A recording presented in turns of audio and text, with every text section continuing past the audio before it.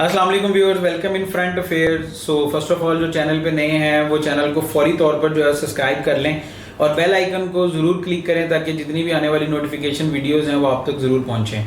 सो काजी साहब, आज एक बड़ी ही अपडेटेड न्यूज़ है। सुना है कि आपका नया कप्तान आ रहा है, रिजवान। जी, ये बिल्कुल खबर जो है, ये र्यूमर्स जो हैं ये बिल्कुल हैं और ये बड़े अच्छे तरीके से हर प्लेटफॉर्म पे आ भी रहे हैं कि जो मौजूदा कप चल रहा है डोमेस्टिक में, रेक्टेंगुलर कप, इसके बाद जो है वो एक कप्तान आने वाला है जो अक्रॉस द फॉर्मेट टीम को लीड करेगा। और जो नेम है उसमें there is one and only name which is Mohammad Rizwan, because he is the only person जो इस पिछले पूरे पॉलिटिकल कैप्टन सागा के अंदर न्यूट्रल रहा। बिल्कुल, नो डाउट, फिटनेस पे वर्क किया, बिल्कुल परफॉर्मेंस पे भी वर्क किया। So he is the one who is potentially the new captain. ऐसा आपको लगता है कि जो लास्ट भी हमने अपनी वीडियो के अंदर इश्यूज रेज किए थे रिगार्डिंग कैप्टेंसी, आपको लगता है कि रिजवान के आने के बाद जो है वो आपको रिफॉर्म्स और चेंजेस नजर आएंगी? Sir absolutely not, unless and until के रिजवान को बुलाएं, उसको कमरे में बिठाएं और उसको पूरी टीम के सामने ये कहें कि you are the boss for next 3 और 5 ईयर्स, जिस तरह इंडिया, ऑस्ट्रेलिया, न्यूजीलैंड, इंग्लैंड में होता है।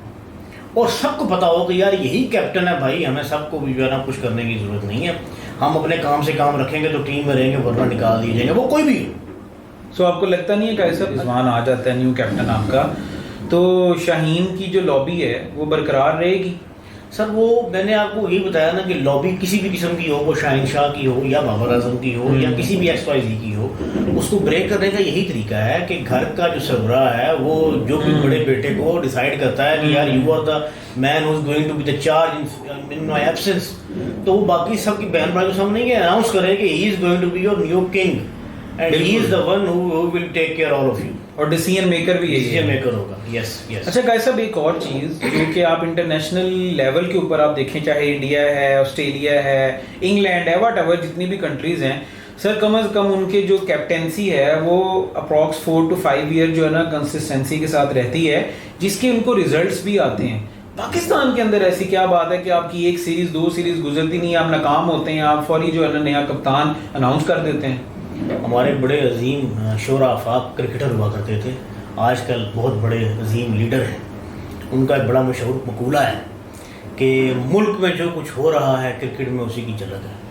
आप क्या बात करते हैं सर, आपके तो 3 चेयरमैन चेंज हो चुके पिछले 1 साल के अंदर, आप कप्तानों बेचारों की क्या बात करेंगे? जो आएगा नया बंदा वो अपने हिसाब से चलेगा, तो कप्तान तो पहले हल्ले में जाते हैं। This is very very bad. और ये हमारे यहाँ तो ये हो रहा है। यहाँ पर हमारे का सब कप्तान सीरीज पे नहीं डिपेंड करता वैसे?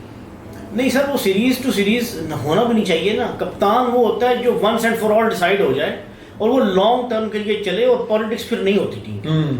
जब सबको पता होता है कि यार ही is the only boss now बिल्कुल 3 to 4 ईयर्स, जैसे बाबर आजम साहब रहे हैं 2019 से 23 तक, वो बड़े तगड़े कप्तान रहे हैं और वो जीतते भी रहे।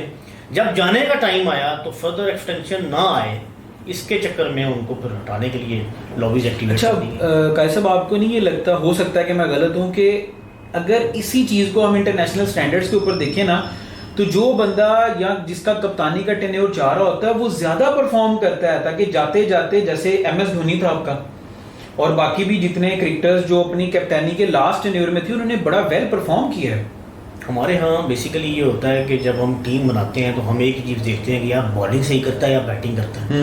दुनिया अब इससे बड़ी आगे जा चुकी है। बिल्कुल। वो देखते हैं कि बंदे की पर्सनैलिटी कैसी है, बंदा कुछ पढ़ा हुआ है या नहीं, थोड़ा समझदार है या नहीं, कुछ चीज़ों की अवेयरनेस जानता है या नहीं। ये MS धोनी हो गए, ये सारे जो लोगों की, ये एक कल्चर से आए हैं। बिल्कुल ऐसे वो कल्चर ने बता रहा होता है कि यार बदलते हुए हालात के साथ खुद को कैसे बदलना है, हमारे यहाँ डिसीजंस कैसे लेने हैं। हमारे यहाँ कोई अगर सुपरस्टार बन जाए तो वो अनटचेबल समझना शुरू कर देता है अपने आप को। इसकी एक बड़ी क्लासिक एग्जांपल है बाबर आजम। बिल्कुल। तो इन फिर गाड़ियां चेंजेस और बाकी चीजों की हद तक जो है ना वो रह जाती है। जी कि आज फलां गाड़ी ले ली, आज फलां घर ले लिया। कैसा भी एक लास्ट इम्पोर्टेंट जो है ना वो बड़ा पॉइंट जिससे मुझे सख्त इख्तिलाफ है और बहुत सारे व्यूअर्स को भी इस चीज़ से इख्तिलाफ होगा, वो ये कि क्या ये हमारी पाकिस्तानी क्रिकेट टीम है या ये एक्टर्स की टीम है? आप हसन अली को उठा के देख लें, इवन अब बाबर आजम भी, बाकी भी बहुत सारे प्लेयर्स ऐसे उठा के देख लें, अपनी परफॉर्मेंस की बेस के ऊपर पॉपुलैरिटी क्यों नहीं गेन करते और ये एक्टिंग करके, ये मतलब तमाशाई बन के क्यों अपनी ट्रैफिक जो है ना वो गेन करते हैं? सर इसका जवाब मैं अपने पिछले जवाब को थोड़ा सा एक्सटेंड करता हूँ, उसी में इसका जवाब है। देखिए ब्रांड इंडोर्समेंट तो अक्रॉस द वर्ल्ड होती है सर। विराट कोहली के जो बियर्ड है ना, वो जिलेट वालों ने अगले 5 साल के लिए खरीद ली। ब्रांड इंडोर्समेंट में इंडियन क्रिकेटर्स बिलियंस कमा रहे हैं, हमारे वाले तो उनके मुकाबले में ऑलमोस्ट नहीं खड़े भी नहीं होते। लेकिन this is where you find the balance between your stardom and your professional activities. ऐसे ब्रांड एम्बेसडर के अलावा हट के मैं बात कर रहा हूँ जो ऑन फील्ड एक्टिंग कर रहे होते हैं। हसन अली कभी स्लाइडें लगा रहा है, ग्रैब कर रहा है, जोकरों वाली हरकतें कर रहा है। अभी रिसेंट आपके जो बांग्लादेश सीरीज के अंदर वो जो एक्टिंग की थी बाबर आजम ने, ठीक है, गिर गया, बॉल लग गई, ठीक है, मतलब ये क्या है? ये हमारे बेसिकली कल्चर का हिस्सा है, और हमारे यहाँ ये कल्चर है बेसिकली तमाम जगहों पे, तमाम इदारों पे, हर जगह पे। और इस कल्चर को ले जाने का यही तरीका है कि आपका सिलेक्शन क्राइटेरिया ऐसा हो जहाँ से अच्छे लोग आएँ, पढ़े लिखे हों, सेंसिबल हों, समझदार हों, वो अपनी स्टारडम का नशा जो है उसमें इतने ना खोएं कि उन्हें परफॉर्मेंस का पता ना चले। परफॉर्म करेंगे ग्राउंड में तो ये ड्रामे श्रामे करें, यदि भी करें, हमें अच्छा कैसा आप एक और चीज़, क्योंकि आप तो बेहतर जानते हैं और समझते भी हैं, अब आप पुराने जो एरा के क्रिकेटर्स को उठा के देखें, क्या उनमें ये चीज़ें थी?